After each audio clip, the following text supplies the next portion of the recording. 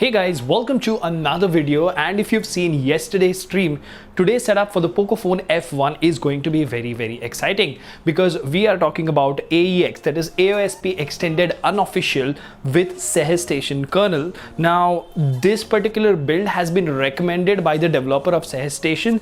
The version of SehStation that we used was the 66Hz version. In fact, it does overclock the display of the Pocophone F1, and we did see the phone and the FPS go up to 65-66 FPS while we were playing PUBG on the live stream yesterday. And to add it all, the phone did not heat up much. It was warm. I was using it with a case and it lasted almost 2 hours and 47 minutes from 100 to 0. That is continuous PUBG gameplay along with screencasting to the PC. So if you were to not screencast, it might last you more than 3.5 hours, or at least 3 hours for that matter. So that is what makes this setup epic and amazing, and that is what episode 3 of the hunt for the best custom ROM is all about. Now mind you, just because we've found out the best combination doesn't mean that we will stop hunting. We do have legendary ROMs like the Oxygen OS Diwali edition. That is what I'm going to be flashing on the Pocophone F1 today, and we are going to do a live stream, and if that goes well,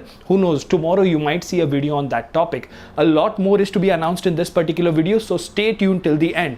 But before we get into all of that, if you haven't already, please subscribe and hit that notification bell icon so that you get notified every time I upload a video. And in the description of each of my videos, you will find a link to our Telegram community. Please go ahead and join us there and help us reach 1,000 subscribers in the month of January. Now, over and above everything, if you think the hard work is worth the effort, please consider joining the channel as a premium member to get access to exclusive content. Now, without further ado, hello awesome people. Welcome to Smartphone Tutorials. My name is Kailash. Let's get going.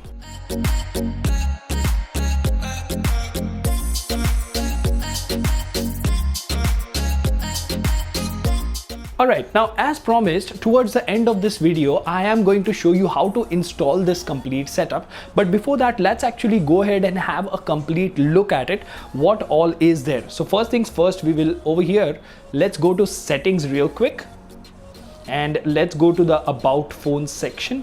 All right, and if you click on Android version, you see that this is Android 11. So that is another good thing, because this particular setup is based on Android 11. As you can see over here, you have the Android 11 Easter egg, and the kernel that you see is SehStation 4.9.245 AEX mod.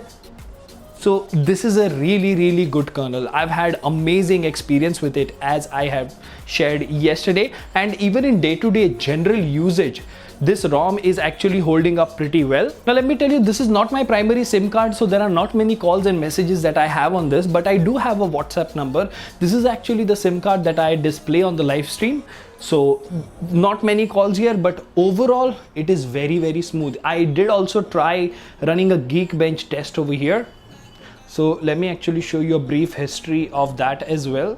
Now, as you can see over here, 507, 495, 463. So, you know, more or less, so this is from an older version. This is not from this ROM, but these two 7 January scores, yes.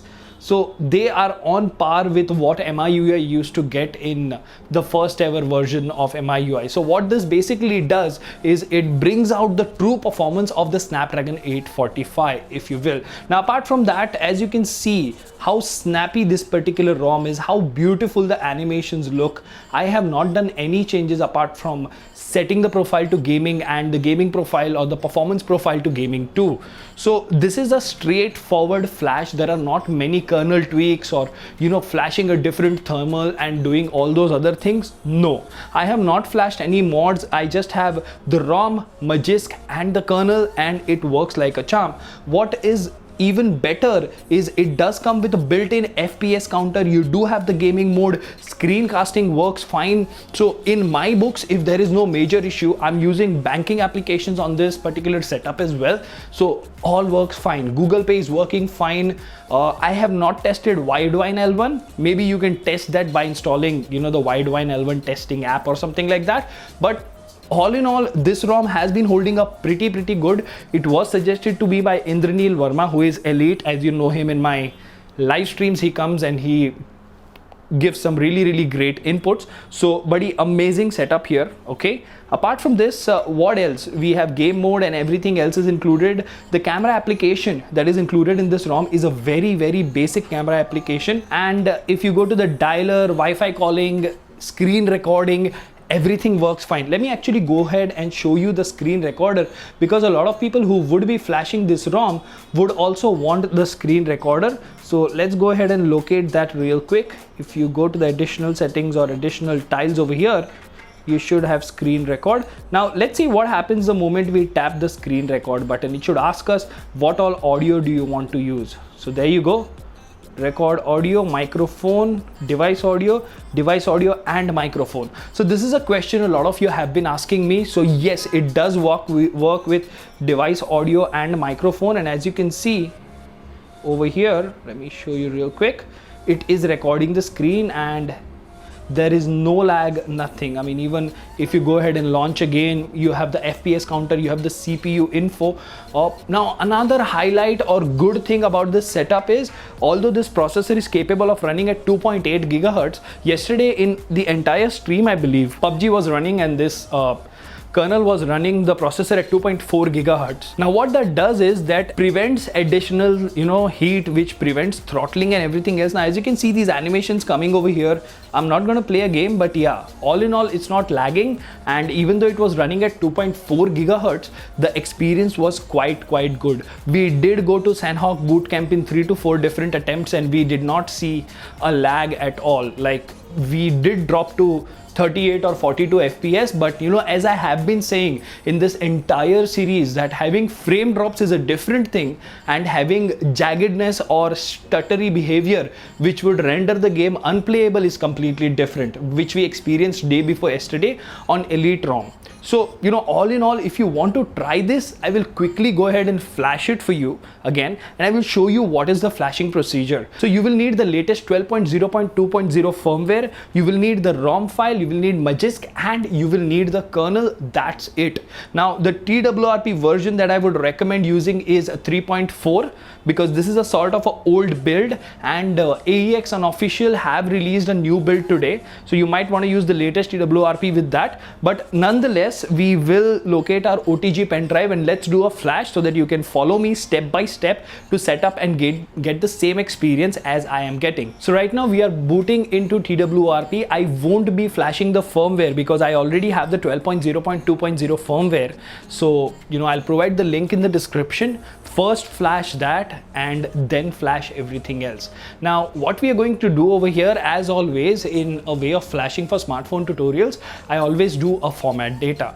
Now I know people have been saying, like the superhuman Adreno nerd, that if you have any decryption issues only then you should flash DFE or format data. I don't believe in that. Let's actually increase the brightness over here a little bit. As you can see, this is TWRP 3.4.0.1. I will leave a link to all the files in the description.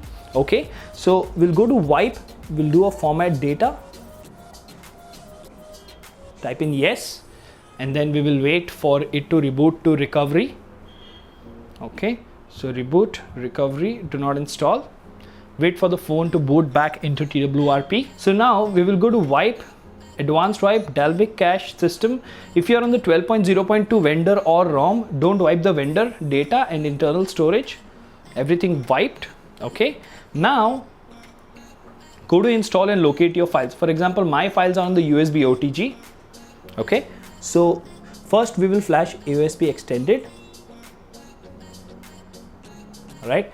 Now this flash will take anywhere between 2 to 3 minutes, so please be patient while that happens. Now once the ROM is flashed, you just need to flash Magisk and you need to reboot to set up the phone. Okay, once you finish setting up the phone, you need to go back into TWRP and flash the kernel. That's it. Now to show it to you, I'm going to flash all the files together because I know this combo works.